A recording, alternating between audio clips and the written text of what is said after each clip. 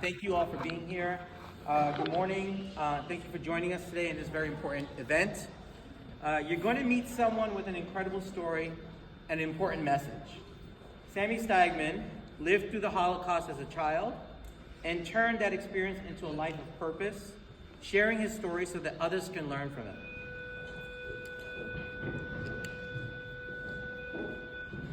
Sami speaks to young people around the world about resilience, empathy, and responsibility. His message is simple and powerful. Never give up, never lose hope, and never be a bystander when someone else is suffering. Today, he's here to remind us that even in the hardest circumstances, the choices we make and the way we treat others matters. So please give us a round of applause and join Sami.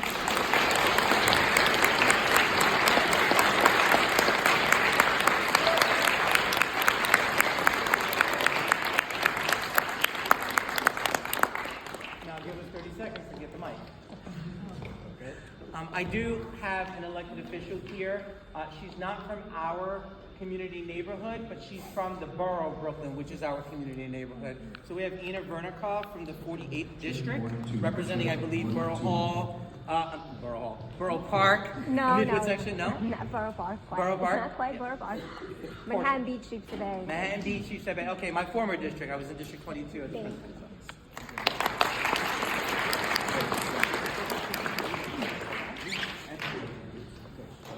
So as we get started, we're going to play a video so that Sami, you will see sharing some information about himself. And then he'll get up and start talking to you, and then we have some students who want to ask some questions as well.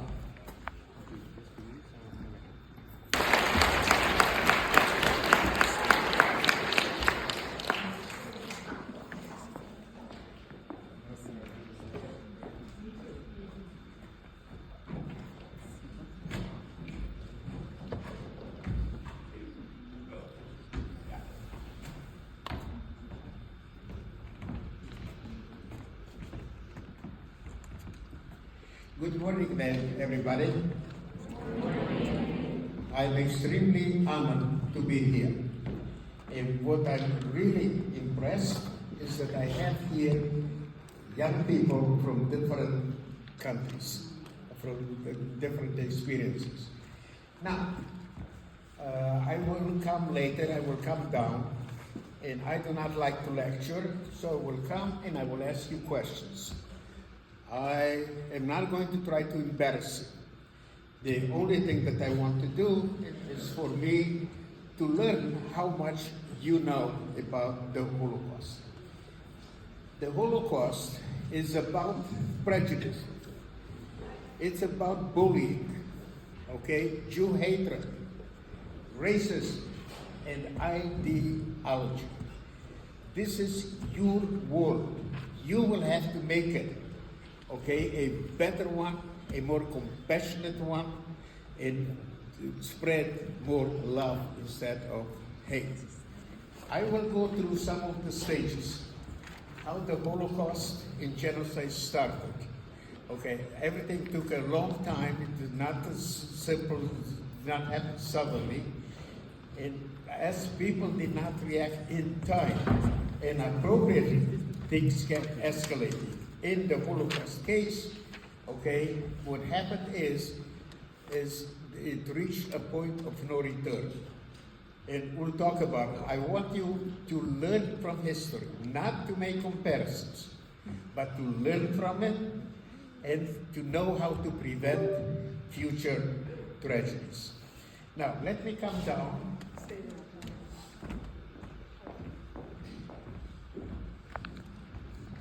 Now, I am positive that all of you have heard of genocide. So, let me ask you a question. Okay? Do you believe that the Holocaust and genocide are the same? Very good question. Excellent. What is the difference? Okay, let me explain. Genocide is made of two words. Geno, which means group. Side is murder. I knew 3 words that include the word side, murder. What surprised me is when I Googled them, I found 18 words in English that have the word side, murder. Okay. Have you heard of suicide? You see, it has the word side. Homicide. Okay. Genocide. Yes. The Holocaust is a unique moment in history. Okay. There are some other survivors that will disagree with me. But the Holocaust will never happen again. It's a worldwide attempt to eliminate one group of people only from the face of the earth, and that was the Jewish people. Okay. But we prevailed, and we are here. Okay. One of the interesting things is humanitarian issue. So it's very important to learn, and we have to talk about it for, the rest of time, because it's the best example, unless somebody can convince me otherwise, to understand what hate can do not only to a person, but to a group of people, to a nation, and to the world. I am a Holocaust survivor, which means I was at one of 3 types of camps. That is the concentration camp. When they brought the people, to the camp, they would divide them in half. One group of people would be murdered right away. The second one would become slave and die slowly. The second type of a camp was the labor camp, where we were deported, my parents and I, by the Romanians, not by the Germans. And I will explain to you later why. In labor camp, life was extremely difficult. But here I'm going to give an example to understand how difficult life was. Here is a young man, and let's assume, that you weigh 180 pounds. Okay, this is an example. If that person survived, was lucky, by the end of the war, it would weigh 65 pounds. So in the labor camp, people said, oh, you have to work, and the life was not that difficult. It was extremely, extremely difficult. And the third one was the death camps. Now, what happened is in 2013, I was completely shocked. I read 2 articles. One was in Daily Mail in London, and one was in New York Times. The Nazis, like you saw there, had their collaborators had 42,500 different type of camps. Not all of them were barbed wire. The most important thing is we will never know the full extent of what happened during those days. In the meantime, I don't know if you heard of somebody, Patrick Dubois, a French priest. He went to the beginning, he went to Ukraine, and now he's going to Iraq, Iran, different other countries, and he discovered additional 85 mass graves that the world never knew. So there is a lot that we still have to learn. Now, being a Holocaust survivor, I'm also a child of Holocaust survivor, which means both of my parents survived. I'm a motivational speaker. I want all of you to be the best that you can be. I also wanted to become upstanders. Knowledge without action, from my perspective, does not mean a lot. So you have to become active and actively help other people learn about the past and make sure, that there is less hate that is happening today in the world. And just for you to understand, the hate for Jewish people is not something new. It's 4,000 years old. It started initially with the religion, then it came economics, and constantly depending on the times, okay, it changes for different reasons the way the Jewish people. We have to understand that all the hate groups start very small because there are no consequences and we do not take it seriously. They grow in power and it comes to a point that it's very difficult to deal with them. We also have to be very careful with the words we use. We have to be very exact with the words that we use, and let me give an example. How would you define, for instance, indoctrination?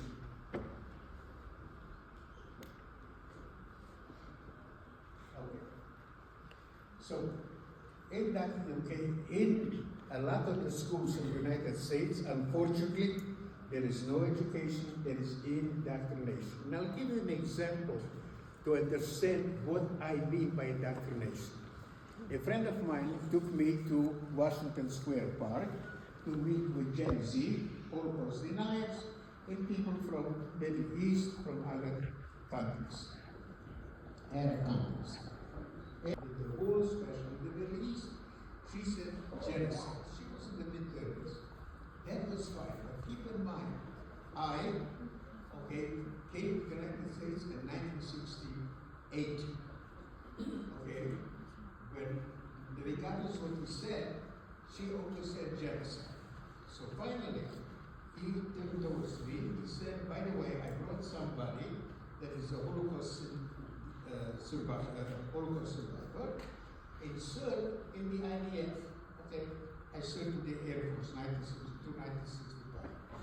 She looked at me. Keep in mind, I'm here since 1968. And she said, "You are part of the problem."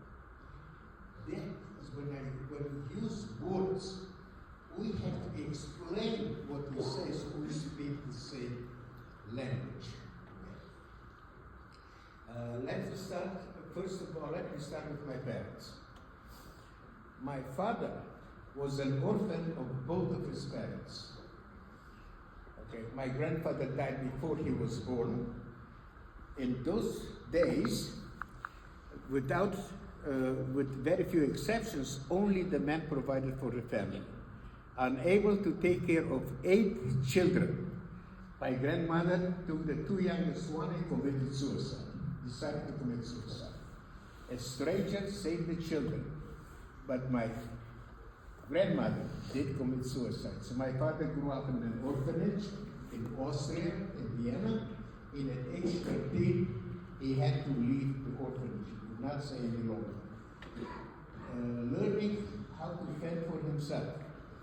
That helped him during the war.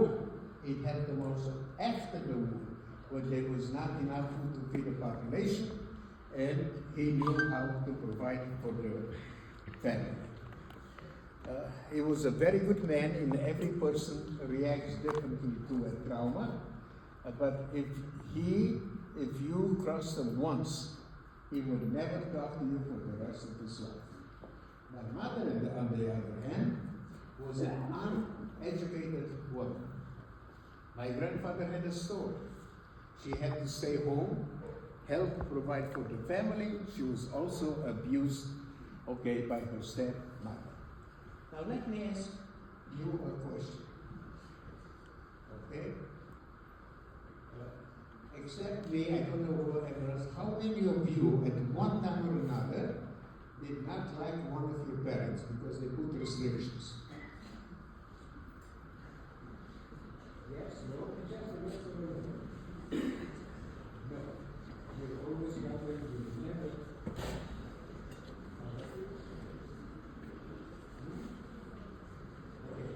In my particular case, I'm not trying to embarrass you, okay? I did, not like because of the restrictions. But I wanted to remember one thing in your entire life. There will never be anybody else that will love you more than your own parents. You may not, they are willing to give up their lives for you. You may not like them at one time or another. But do me a favor. Love them. you have the genes of both of your parents. I took my confidence from my father. I took my sensitivity from my mother. Okay. When I was in the camp, I was only a year and a half. Obviously, I have no memories of that period of time. For me, it is a blessing in disguise because I don't have to relive those sort of stories every single day like the older generation. And additionally, the Holocaust survivors wanted the children to have a normal childhood. So they did not talk about it. And I was too young to understand what's happening, and I did not ask questions. So number one, I never had an extended family. And number two, I cannot trace right now because I did not ask questions. I cannot trace right now my family. From my father's side, from 42 people, only 2 survived. And by the way, there were only 3 countries that officially accepted Jewish people, did save, Jews. But as a country, there were only 3. Who is here from Dominican Republic? Nobody? Okay, Dominican Republic was the first country that accepted Jewish refugees. Initially, they wanted to rescue about 10,000 Jews. Unfortunately, to go to Dominican Republic, you have to go through the United States. In the United States, in 1941, entered the war. So they couldn't go. So they saved less than 500. And since you are from Dominican Republic, have you heard of Susua?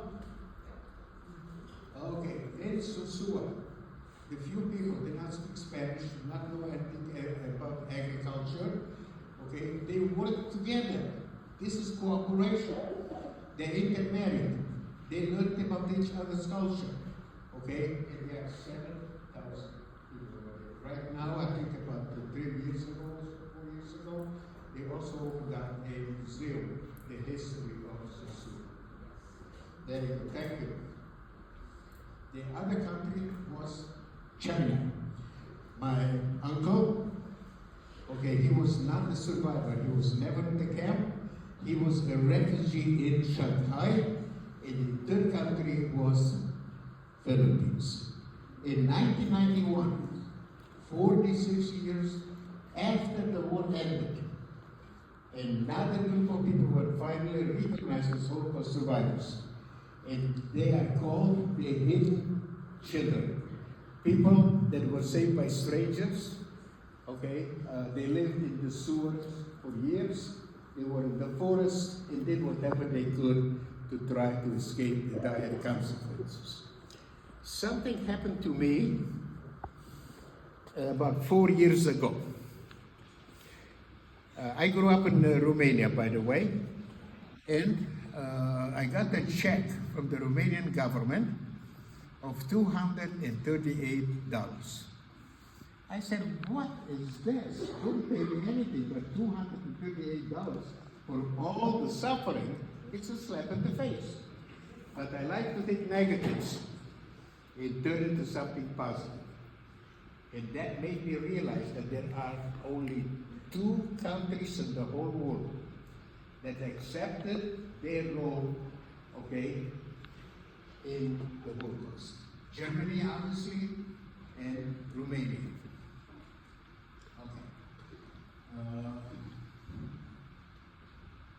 Let's talk right now how the Holocaust happened. And it started very, very slowly with the end of World War I.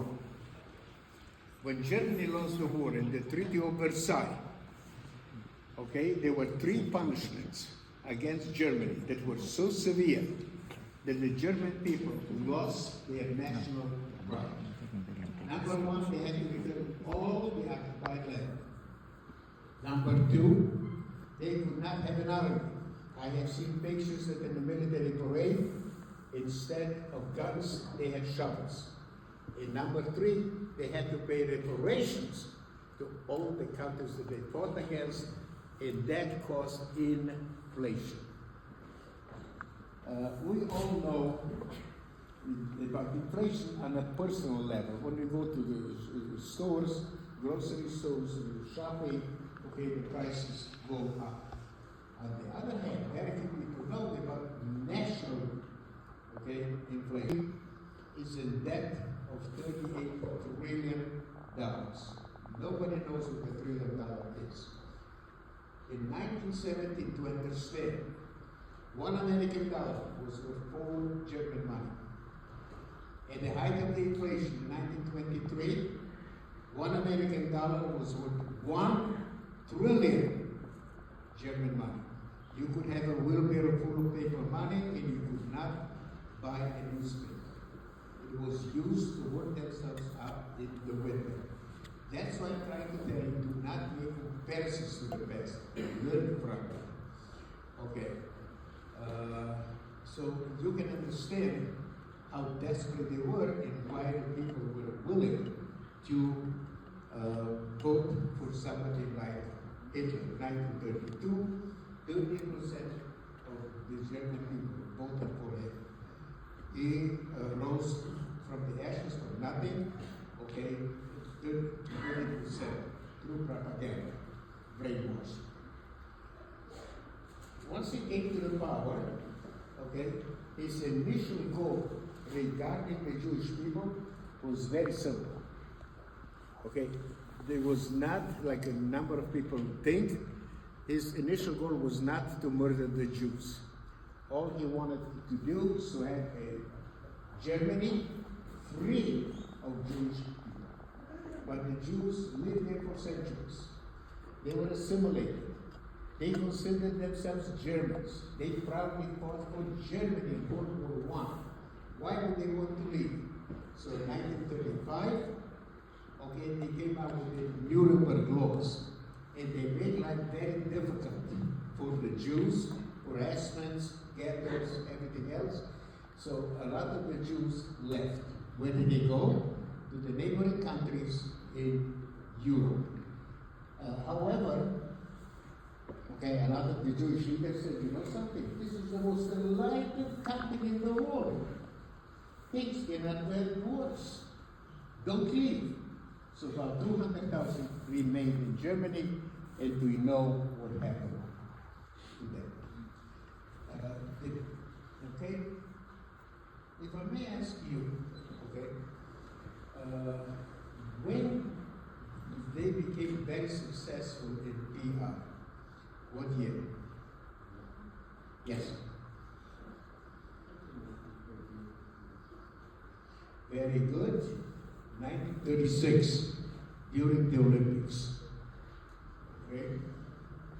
That was the one, okay? And they really became very successful in propaganda back in the days.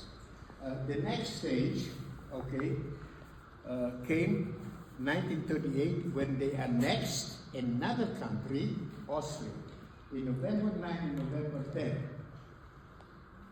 What happened is there were 2 days of riots sponsored by the state. Okay, and they murdered 100 Jews. They destroyed over 7,500 stores and synagogues and put in prison 30,000. That was the first time that the Germans became violent against the Jews. The next stage comes September 1st, 1939. Do you know what happened in September 1st, 1939? Okay, they attacked Poland and World War II started. But unlike Europe, which was occupied, Poland was annexed, became part of the Greater Germany. And in Poland, they found 3.3 million Jews. Now, they did not want any Jews in Germany proper. And here they found 3.3 million. What do you do with it? That came the idea of exterminating them. As a matter of fact, okay, the Jews, when they built the first concentration camp in Germany, Dachau, they did not target the Jews. They targeted their political enemies. the communists. The communists were always feared, the Jews were hated. So it so happened that a lot of the communists were actually Jews, but they did not target initially the Jewish people. Now comes, the next stage. I'm going through 2 more stages, and then we'll open up for a Q&A. The interesting part is the next stage is June 22nd, 1941. Germany broke their agreement with the former Soviet Union to not attack each other, and in Operation Barbarossa they attacked. Behind them were special, mobile squads. Their job was only one thing: to murder Jews. They were not fighting forces. They were called Einsatzgruppen. And behind them were the Romanian troops. And the Romanian troops annexed an area of the former Soviet Union, called Transnistria, and that's where my parents and I were deported by the Romanians. Because we were deported by the Romanians in 1946, the Romanian government allowed a small group of Jews from the former Soviet Union to repatriate. My father was born in Romania proper, and for whatever reason, he settled in a very small town. By the way, are you afraid of it? Are you afraid of it?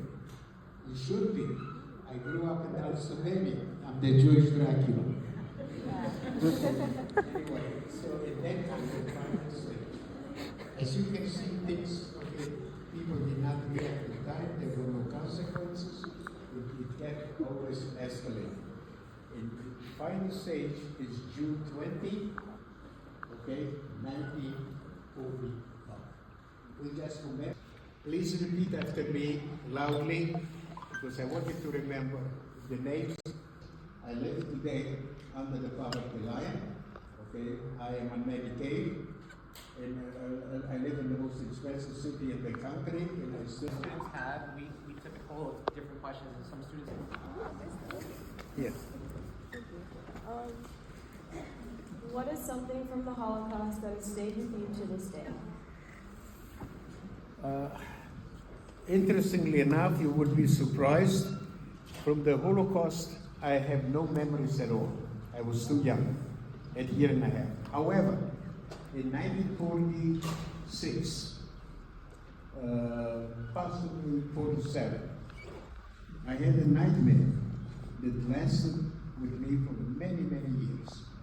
In the nightmare, I was in the corner of a building, pitch dark. The only lights that I saw, the only sounds that I heard were from the explosions. Obviously, it was not about the Holocaust, it was about the war itself. That nightmare lasted for a very long time, and even today I cannot remember associating myself, with children my age. I was always with teenagers, with adults, because that gave me a feeling that I am protected. Even my parents gave up their lives for the 2 children. And even at home, a loving family, I still had from time to time the feeling that I am in a void, I'm alone. And that eventually it disappeared. Clara? Thank you, that's a very good question. Where's Clara? Oh, Clara's right there. Right. I have a question, which is, how was your life like before the Holocaust, and how did you go about rebuilding your life after the Holocaust? Well, I am the type of a person that does not complain. And somebody's strength, part of me, is that I am able to fragmentize. So for instance, if there are 2 issues that I have to deal, I deal only with one issue. The other one is on the side. Until I solve it, then I go to the next issue and everything else. But hopefully you will be able to learn how to do it.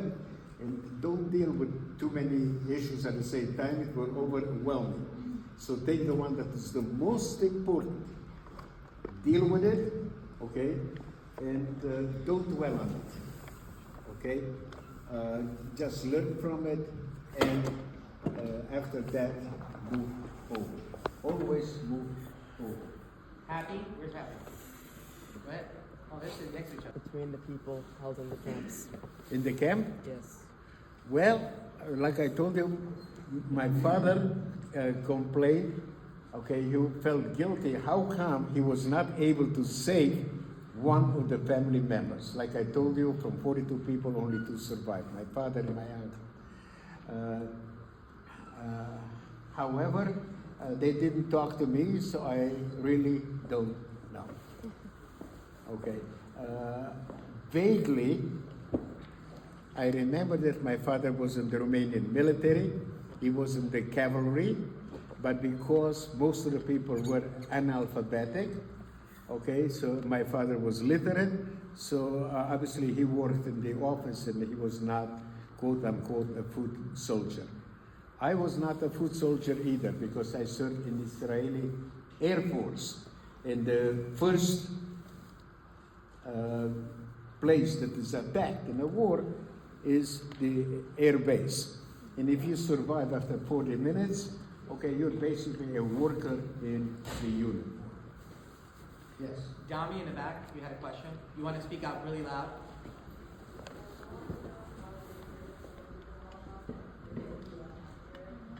We're going to give you the mic. Speak as loud as you can. I wanted to know how your parents going through the Holocaust affected. I wanted to know how your parents going through the Holocaust affected the way you grew up after it and how they treated like your family and how that.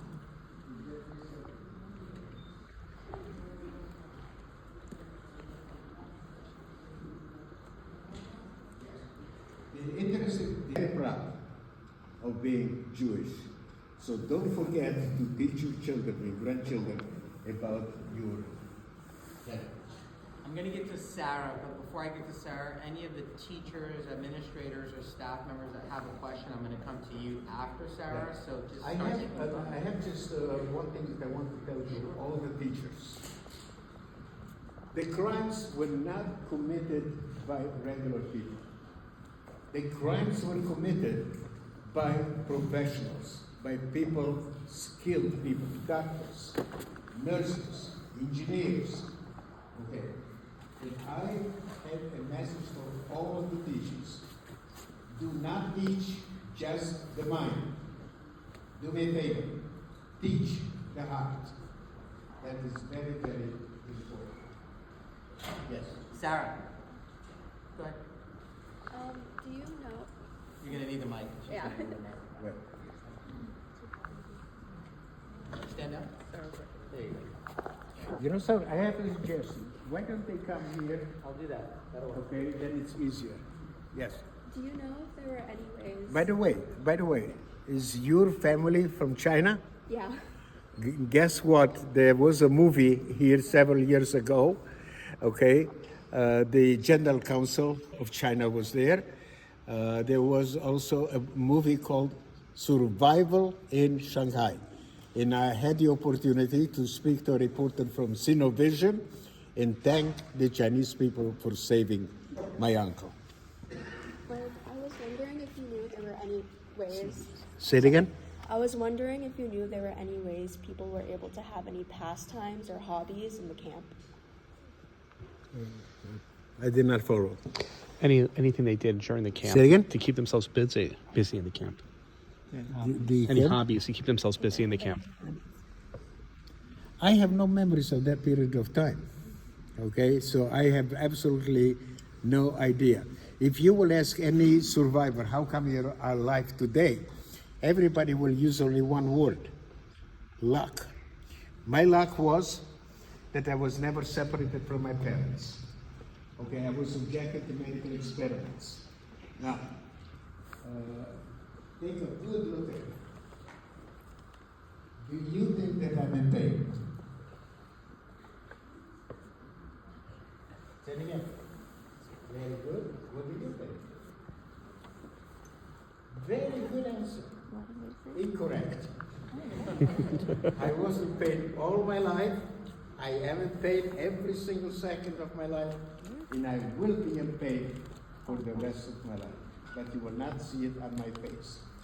In my particular case, they could not find the cure because I'm suffering from head, neck, shoulders, and back. I never know where it starts. It's not localized. I don't know how long it will be there. I don't know where it will go. And I don't know how painful it is. But I also have a high pain tolerance. Okay, like I told you, I want to be very precise with the words that I use. Let me explain to you what means high pain tolerance. How many of you have been at the dentist and needed, to be drilled? So I went to a dentist. He gave me 4 injections. For whatever reason, it did not numb. He wanted to reschedule. The appointment. I said, you don't have to. For some reason I cannot scream, so I told him when I lift my finger, you will stop. I lower it, you can continue. And I spoke to 9th graders in Fort Lee, New Jersey. They sent me thank you letters. And one of the students, wrote, she had to go to the dentist and told the dentist if Sami can do it without an injection. She told the dentist not to give it. And I was on the floor laughing. That was not my intention. Yes, very good, thank you. All right, I have 2 more questions to come up. If Nyla, you can come up, and Aria, you can come up. Just stand over here for a second. And then, are there any staff members who have any questions? Any teachers, administrators that might have a question? By the way, the Holocaust in campuses, every aspect.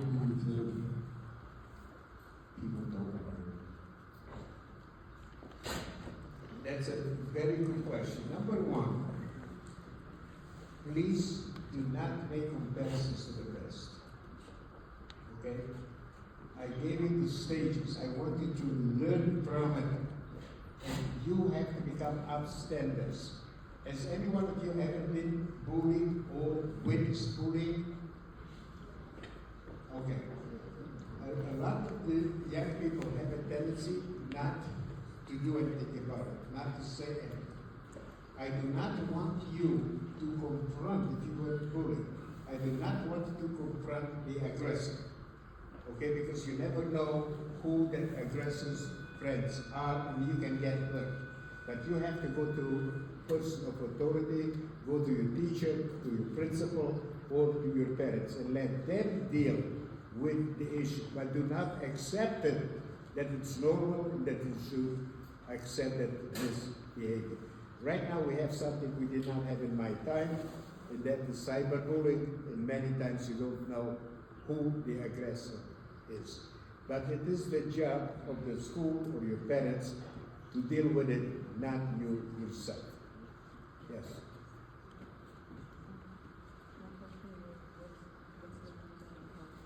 You have to speak a lot louder. What's the one thing you hope students take away from sharing your experience? From where? Sharing your experience. Sharing your experience. Yes, one thing. A lot of it went through different wars, and they have a very difficult time to deal with the aftermaths, like PTSD and other things.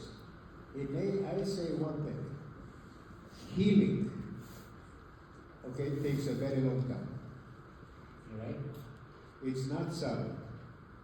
But I want each one of you that goes through a trauma to live, and not just survive. Move forward. When because of a 6th grader, I spoke in 2007. I did not feel that I have a compelling story. But, I knew that I know more than they do, and at the same time I took the slogan from Nike, which is, just do it. Interestingly enough, we sent me thank you letters. In one 6th grader wrote, P.S. Your story was overwhelming. And I promise I'll pass the story to my children.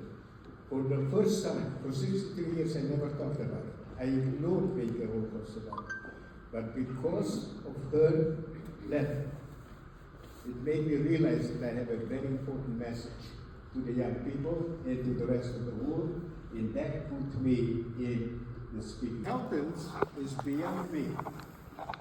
But I got the visa. Sami is coming to US, and I live in Milwaukee, Wisconsin. For 15 years. Okay, after my divorce, I went back to Israel. I came back in 1988, and right now, New York is my last home. Sami, I want to thank you for sharing your experiences of the Holocaust with our students in District 15. I want to thank you for your time. Did you want to close us out with anything else you want to share with them before? Two things. Okay. By the way, have you ever failed in your life? No? Anybody failed? Okay.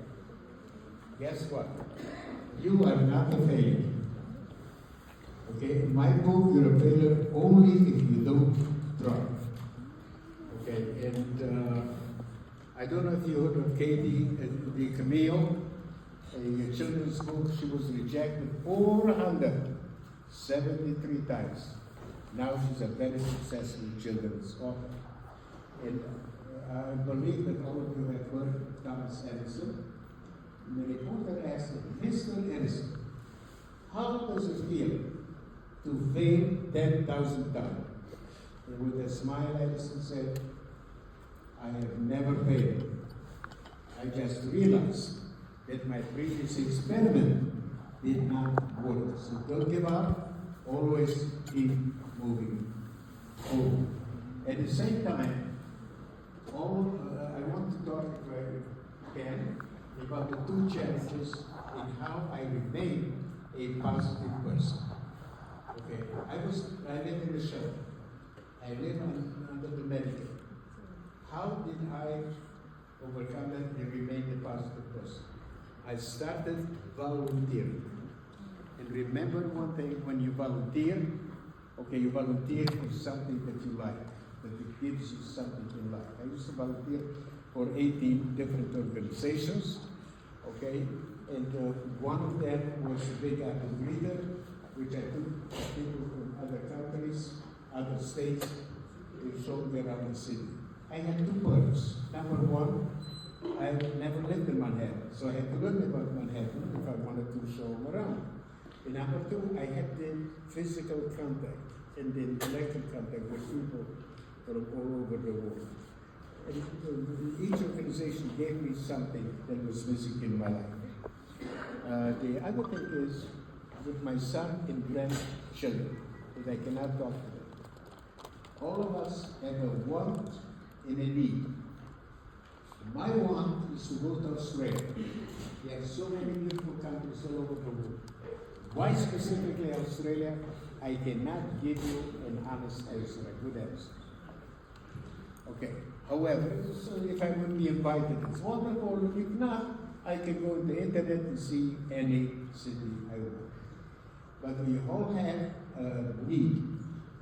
The need must be fulfilled. On a story that we've been following since December, a Holocaust survivor was denied an opportunity to speak at a Brooklyn school by the principal. But today he was invited in by the Department of Education. Sami Steigmann says that he spoke to an auditorium full of students at Middle School 447 in Brooklyn Heights. The co-chair of the city's task force to combat anti-Semitism, Inna Vernikov, was also there. And she said watching him share his story of survival was a powerful moment. Steigmann told us that he was happy to get a chance to speak to the students. This is a groundbreaking decision, and the Holocaust survivors will not be denied anymore to speak.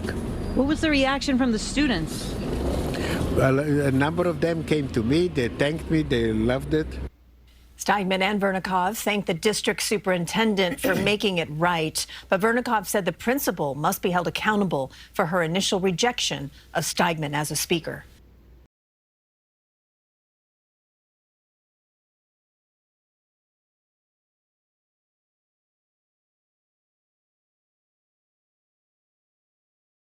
It was probably the best day of our life. Wonderful, and I did not believe that I will be invited to the premiere because I did not hear from them